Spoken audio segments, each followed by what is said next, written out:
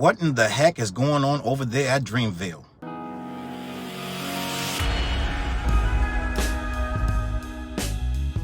What up, words? Boy Challz Brown back again talking facts. Hit that like button, hit subscribe, hit the notification bell. Keep sending those Cashaps to CLBMG. Join the membership gang. I do not know what's going on at Dreamville. It is like a weird Twilight Zone atmosphere that I am seeing.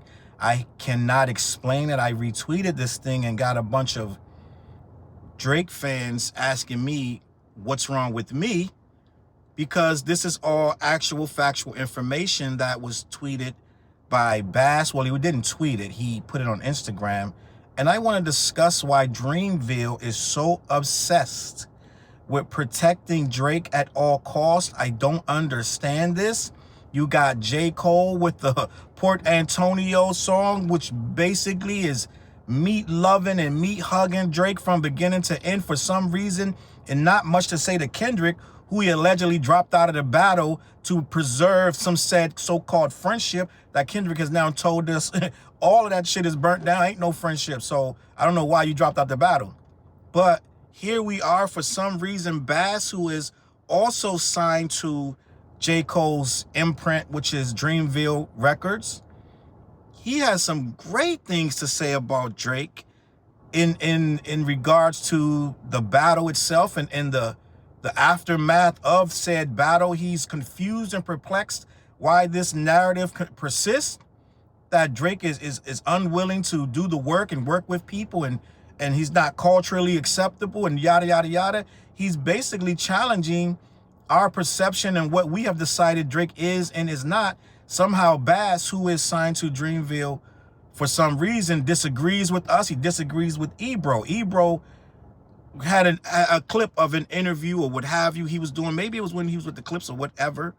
But end of the day, Ebro, as he does, questioned Drake in some kind of way, and Bass got triggered. Now, my whole thing is, let's just start here for the people who don't know and who do know what I do and why I'm here. Some people are like, what's your problem, old man? You're confused at the facts of the case. Well, I'm confused as why this motherfucker wait this long to say something. All right? It's 2025. Them motherfuckers battled a year ago. This motherfucker didn't say none of this shit. So this is why I'm confused. Okay? Let me just start there. I'm trying to figure out why Bass is coming out of nowhere, triggered, to defend Drake. Drake ain't had nobody defending him. All of a sudden, gang, let's just be honest, in the last, I want to say, they've been doing a really great job over the last month and a half of trying to reverse every narrative, gang. It's MAGA-like, it's Trump-like. It is no, I didn't say that, you did. It's very Spider-Man meme. They're pointing at you and you're pointing back, and it's just like they're reversing all narrative. I've seen this before in politics and things of that nature, where whatever the consensus is, they can put out enough misinformation to reverse it, right? Things that are clear and concise, the culture has decided, they will put out enough, think about it, little shit like, why are black people Democrats, little shit, and then they start making you feel like you're really dumb for being one. Like, it's like, you know what I'm saying? Like, it's weird shit, but it'll start to chip at things. And so what they've been doing in the last 2 months, and it's been very efficient, is to reverse everything that Kendrick said about Drake. I'm just gonna be honest. Almost everything, they're starting to reverse it. It's like that that YouTube, and I hate this YouTube video. The video where they make Karate Kid the bad guy, right? They make Daniel, they reverse the whole thing, and now Johnny's the good guy. They did this about 8, 9, 10 years ago. I don't know how long ago it was. And that's how we ended up with the show, Cobra Kai and all this and that, because all of a sudden on YouTube, Daniel became the bad guy and Johnny was just a guy defending his girlfriend and shit, right? We saw the fucking movie. We saw that Johnny was a goddamn prick. But somehow, some way, they made a whole narrative that Johnny wasn't the bad guy, right? And in some ways, yes, Daniel did some bullshit, but it wasn't enough to be the bad guy. And here we are with K-Dot and Drake. And now Bass is jumping in with this post, and this thing is full. And guys, I'm not gonna get upset. I was reading this earlier as I was preparing for this, and I said, Challz, you're gonna get mad. And I'm not getting mad. I'm not gonna get mad. But this is ridiculous, gang. What this guy wrote, I'm just gonna be honest. I'm not gonna spaz out this time. So don't expect that. But this is enough to make me spaz out because it's so fucking ridiculous, right? And I know the Drake fans like, Charles, they on my ass already telling me that I just don't accept, I'm biased and I just don't accept the facts, da-da-da. So let's talk about this. I want to ask some questions, right? Because Drake is actively dissing this nigga. Listen, if you don't know, if you new to this shit, Drake is actively dissing J. Cole. I don't know if y'all know this shit, right? He said, Cole, that shit was weak as fuck. And he said, I didn't lose no sleep over this. Cole did. He's clowning this nigga. But somehow Cole still wrote that whole song, holding hands with Drake. And now his man is out here making whole fucking posts about how cool and great and this guy's the greatest writer of our fucking times. So yeah, I'm kind of weirded out right now. I don't know what the hell going on over there at Dreamville. How many times these motherfuckers got kicked y'all in the ass for y'all to get the running? Y'all like that dog that want to follow you up and down the street and you kick him in the ass, you keep coming. Whether you give them snacks or not, I don't know how many snacks these niggas giving these niggas. I mean, Scooby-Doo snacks they giving these niggas, gang, because they riding for this motherfucker regardless. Back in my day, I don't know, maybe I'm antiquated, but when you diss the nigga, he didn't fucking kiss your ass after that. I'm just from a different place and time. I'm just gonna be honest. Dragged you into a war you had nothing to fucking do with. You shot the first shot, backed out saying you was fucking sorry. This nigga came right behind you, said that shit was weak, nigga. Move out the way, I got this nigga. And then you made a love letter song to this nigga, and now your man is going around talking about he the greatest? I don't know what the fuck is happening, gang. What's going on? Like, make this shit make sense, Dreamville. What's happening over there? I said this a year ago. I said, I don't know what's going on in Dreamville. This is disgusting. It's awful. What's happening? I think Drake could come out with a whole fucking diss song, diss every nigga over there. They'll be like, thank you, sir. He mentioned me. I don't know what's happening, gang. I don't know what's going on. But I'm going to read this shit, and you tell me, because this motherfuckers are smarter than me. Y'all may know something that I don't. Because I'm going to read this post. It's weird. It's so weird, I had to look this guy up. He's from France, and he lived in France until he was 8 years old. Sudanese guy, I believe. Real nice guy. He went to private school in New York. Now, all that. Great guy. I never had a problem with this dude. I listened to his music before. I'm not into it like that. It's not bad. It's just I didn't follow through. Right? But this guy, I have no problems with this guy whatsoever. Nothing bad to say about this guy. Absolutely nothing. But this post to me strikes as weird. Like, it's random as fuck. It's out of nowhere and it's out of context because he's not the fucking greatest writer of our generation. What are we talking about? I don't know what's going on, but I told you they're doing a real good job of reversing the narrative. There's a lot of people coming out of the fucking woodwork in the last 2 months to praise this nigga at the worst time of his career. Where the fuck y'all was at last goddamn November? Where the fuck y'all was at last May when he needed you the most? Where the fuck was you at? This motherfucker right now talking about, what did I miss? Like, this motherfucker, he don't even know. Now y'all, all these motherfuckers coming out of nowhere? DJ Paul and all these motherfuckers got all this good shit to say? When the coast is clear, this nigga got a fucking record out now? I'm confused as a motherfucker, but I'm gonna read this regardless because I need to get to the bottom of this. This is strange. Let me read it.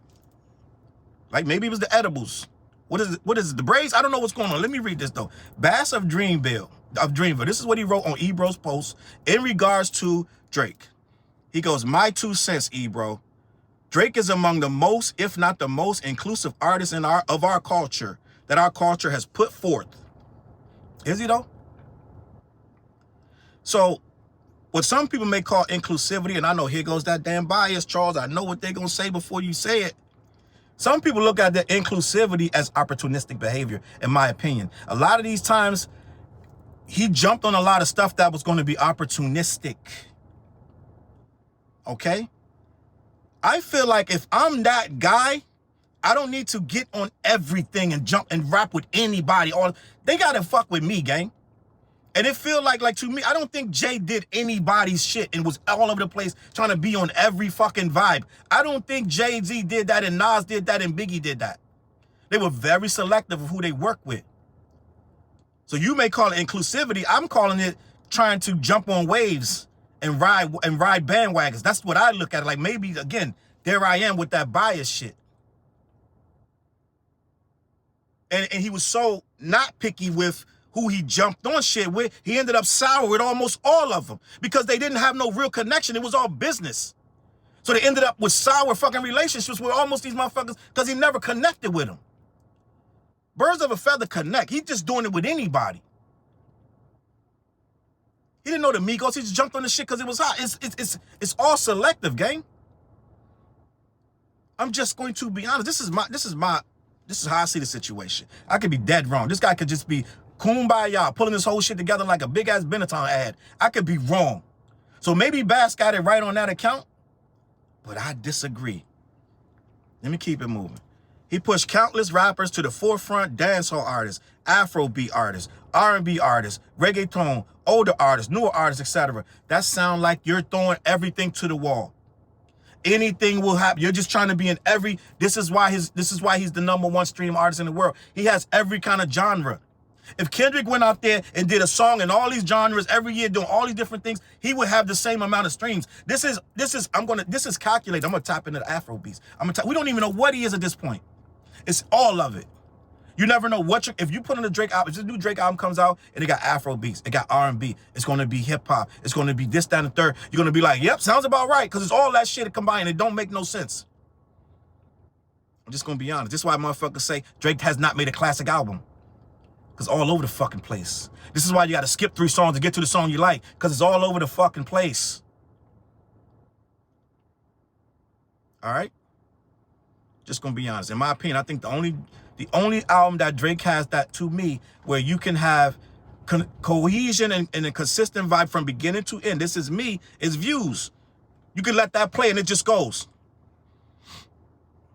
That's my opinion. These other albums, it'll be some smooth shit, then it come out, now he ragamuffin rocking, then it's some Afrobeat, it's all over the place. It's single seeking. It's a bunch of, one of these gonna hit. So I disagree with this too. He's pushing artists to the forefront. Yeah, a couple guys got on, but he got a lot of swag out of him. I know y'all like to think that he's everyone he touches, he just puts them on. No, this is how you stay relevant. It's 2 different ways to look at this. It's a lot of rappers that fell off because they didn't know how to stay relevant. Drake understood this a long time ago. Well, these guys on the come up. Let me jump on their shit because they got the buzz in the streets. Migos had the buzz in the streets long before he got there. All right?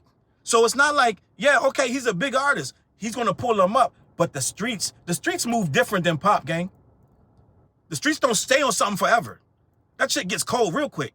And the next thing coming up gets hot. Now, if Drake misses 3 or 4 cycles of hot shit, guess what? He going to look up and he fucking cold. Y'all don't understand that. Y'all keep giving it like, he put this guy on. He put that guy on. No, he jumped on his wave. It's 2 different fucking ways to look at it. You ain't never seen Jay jumping on waves. This motherfucker came out with a song, Death to Auto-Tune. Trying to kill that shit. So no, people move different from my era. And now Bass is praising him for wave jumping. And I get it. I am looking at it through colored lens. It ain't always pretty, and someone could debate me for hours on this. But I feel like it's wave jumping. And he jumped on some waves that he ruffled, just like XXXTentacion couldn't stand his ass because he stole his song from him. He was happy that a lot of dudes are happy that you're going to work with him. He's like, oh my God, I'm going to work with Drake. And then Drake snaked him, took the song from him. But this guy calling him inclusive. How many times Drake snaked these guys' songs, didn't credit them? Still got people in the OVO sweatshop that never made it out. But this guy got a whole narrative of how inclusive and amazing this guy is. What's going on, Dreamville? Talk to me. I don't know what's going on over there. I don't know what y'all seeing with this dude because he don't fuck with you. Let me keep this moving. I don't know what's going on, gang. What's happening? What's up with these rappers these days, bro? Let me keep this moving. I don't get this. This is Bass continue. Again, no disrespect to Bass. I have no problem with this guy. I don't know him from a hole in the fucking wall. I can see him today. We can go down and sit at Panera Bread, get some tomato soup. I ain't got no problem with this guy, right? Let me keep this moving. I don't get this culture, he got culture in quotes, narrative that's persisted since the battle. Culture and narrative. Gang, I'm not going to get mad today. Y'all not going to get me worked up, right? But I love when people, now the culture is a narrative. The culture is in quotations because it's some shit we just made up. And he don't get it, right? I'm not going to blame that. He ain't been here since he only got here when he was 8 from France, and he was in different areas. He went to private school. I'm not going to even say none of that. But what I am going to say is, I don't like that it's somehow a narrative because we're pointing this nigga out for the fuck shit he does, but it's a narrative for us to say it. And anytime What's the Dirt coming out of nowhere to co-sign you, you know you fucking wrong. All right? So let me continue with this, and I want to say, I don't agree that it's a narrative. The culture says what it does. If the culture gets mad at Dove Soap for some fucked up shit Dove Soap did, then that's the culture telling you did some bullshit. It ain't a narrative. We move organically, gang. It ain't a narrative. If it's the Canadian thing, Toronto is an hour flight from NYC, LOL. So that's what it is, because we can get to Toronto in an hour. All of a sudden, that's the culture. All of a sudden, we just going to overlook everything that Drake says and does that's not conducive to what we're trying to do on this side as, oh, it's because he's from Canada. We let him in this shit in the first place. He wasn't in here. He got escorted in here. He got co-signed into this thing. Most people say Drake was very corny before he got with Wayne. He got escorted into this shit by Lil Wayne. They had a lot of money to make off of him. Let's just be honest. They were like, yo, this is the closest thing we're gonna get to a Eminem. It's the closest thing, and he can walk both sides of the line. They're like, wait, this is a white boy that can say the N-word? Oh shit, what the hell we doing?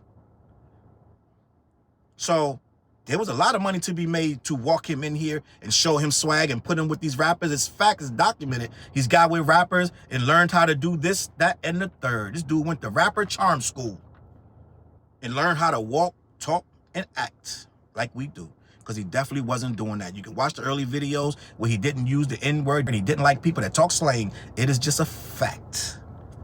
So he went to rapper charm school and he learned how to be a thug. And this is where we are. So let me continue this, and I just want to talk to Bass because I'm confused. All right, let me keep this going. See, they want to put him on a pedestal that he didn't earn, and we're not going to do that. So if that's the culture talking, then so be it. Let me continue. I'd argue their culture and ethnic makeup is akin to NYC, is pretty much any city in the States. Let me read that again. I'd argue that their culture, and he's talking about Toronto, and their ethnic makeup is akin to NYC, more so than or as much as pretty much as any city in the States. I probably missed the word when I wrote that. But what he's trying to say, and I don't think he did it eloquently at all. He's trying to say Toronto just like New York, right? And so much so, it's like any city, as any city is in New York. So he's basically saying, because then it goes further, he says NYC, Toronto, London are triumvirate culturally. He's saying that they're all similar. And I disagree, because all of them have a different flavor when you get there. I'm just going to be honest. If you're looking at this whole thing, London is once you're in London, you start talking to people, it don't feel like New York. I'm going to be 100% honest with you. I'm sure when you get there, and I'm going to London, but I'm sure I'm not going to feel like this is New York. No, I'm not. And I'm sure when I get to Toronto, I'm going to be like, this is New York. No. Right? They got the different sounds. One can't play in the other. There's no one in New York going around bumping Toronto artists. There's no one in New York bumping London artists like that. You're going to hear a few anomalies say, yeah, okay, this, that, and the third. But for the most part, they're not getting the burn over in these different cities. So it's not interchangeable. It's not interchangeable. The whole thing in Toronto, they have a different vibe. Their entire makeup is a whole different thing. Wasn't that the thing they were saying that, oh, Drake is coming back to his Canadian roots, which is a whole different sound, a whole different accent, a whole different style. The record with Smiley was supposed to be, oh, this is him returning to his Toronto sounds. It's not the same. So you can't say that, Bass. It's not the same. None of this shit is the same. These cities are not intertwined. They don't operate the same way. Yeah, city's a fucking city. You got trash on the street, rats and roaches, da-da-da. But at the end of the day, when I go to that city and go in the bars and start talking to people or go listen to the local talent, it's going to all be different. It's going to have a different feel, a different vibe. So no, it's not an interchangeable thing, and you can't compare the two. I'm just going to be honest. Every city has its own, yes, you're going to be able to mark some of the things as similar, but they have the radio. You turn the radio on. You turn the radio on in Toronto, it ain't gonna sound like New York. You turn the radio on in London, it ain't gonna sound like New York. So no. Let me continue. Surely it's not his pen. He's arguably the greatest writer of a generation. So what is it? So Bass is asking us to explain why it's not his pen, because it ain't his pen. First of all, what pen? What you talking about? What has he written that you could say he's arguably a greatest writer in this generation? Is Nas included in this conversation? Jay-Z? Who we talking about? J.I.D? What rapper we talking about? Rakim, KRS-One? What generation? Which one? Kendrick? Which generation we talking about, Bass? Which generation? Because Drake been around over 15, almost 20 years. So who you talking about? Eminem? What are you talking about? What writer is he? What writer is he arguably the greatest? Gang, what kind of bag they throwing around over there, gang? I know this year been hard financially, but it can't be this crazy. I don't know what kind of bags they've been, but I tell you, they've been doing a really good job of reversing this narrative. Drake and them been on some good shit, because a lot of people coming out of nowhere. Yo, let me clear my throat. This nigga Drake is the fucking greatest. I don't know what's happening. Everybody feel like they got to defend this guy right now. Out of nowhere, everybody, and he even went up on stage, and I'm going to talk about that in another video. I am not a jerk. I'm not an asshole. I got here because of kind works. What's going on, gang? They're trying to reverse this.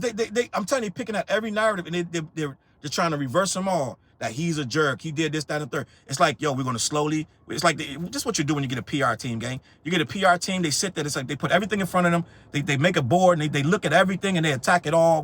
They say, okay, I can deal with this. Just, you know what I'm saying? Give me 48 days. Like they just fucking, like, they just start reversing shit, putting out false stories, or not. I ain't gonna say false stories. They'll put out stories that combat the narrative that's already out. They try to soften your image. This feels like they're softening his image. He's even coming out and say, okay, Drake, listen, you're gonna have to do this. At one of your shows, you have to say, listen, I'm a good guy. I did good works. I did good, you know what I'm saying? Good deeds. I got here. Like, so they got a whole, it feels like there's a campaign, gang. And it's low-key, even us staunch critics have to read. Now we sitting here, got to respond and answer to this shit and try to figure out, wait, why did we say this again? Because it's such common knowledge. Now you got to defend shit that was common knowledge. Now we got to sit out here and try to be like, well, wait a minute, goddamn it, you remember when? And now it's like you're saying, now we got to go back and search your feelings, Luke, like on some bullshit. Like, yo, no, these things are true. These things are what happened, and no, you're not going to reverse this shit. Talking about this guy's the greatest rapper, and he's so inclusive and this and that. All of that shit was calculated. All of it had reasons and means behind it. And no, he pissed a lot of people. Why would it be 20v1 if he didn't piss nobody off? He was a great human being. I did kind works. I did all this shit. No, motherfucker, you pissed a lot of dudes off. You pissed off Diddy. This the fucking, like, Diddy's the devil. He was mad to fuck Drake. Like, you know how evil you got to be to make Drake Diddy mad? You one up Diddy, gang. You was one step ahead of Diddy. You know you diabolical. You know it. So what I'm saying is, this right here is babble. It's gobbledygook. I don't know what this guy's on. And I know these Drake fans going to see it all different. They reposting this. Bass defends Drake. Anybody says anything good about Drake, the slightest thing, it's going to go through the channels of the Drake, the whole discipleship, and it's going to get retweeted everywhere. So now he's the next one to get retweeted. And oh my God. So I don't know, it's a rash of people saying good things about this guy. They a damn day later, dollar short. Where the hell was your ass back in December when GNX was burning up the charts and this guy couldn't get a fucking phone call? Like now everybody got something to say. Man, listen, let me leave it at this, man. Bass, I don't know you, brother.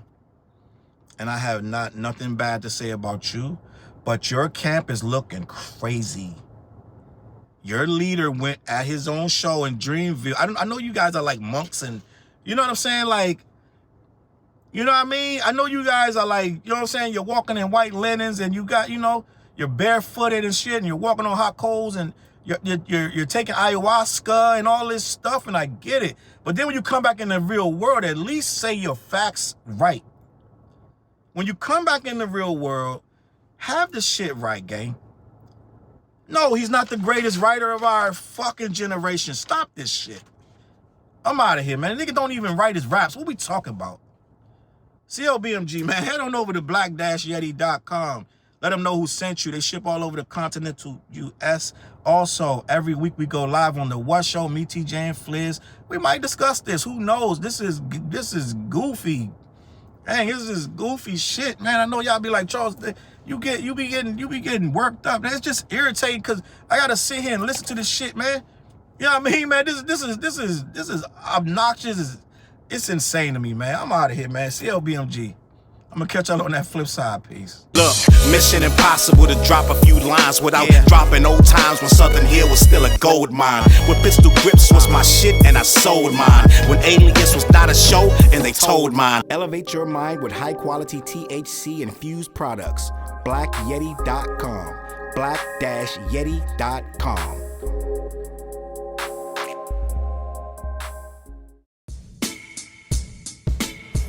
CLB.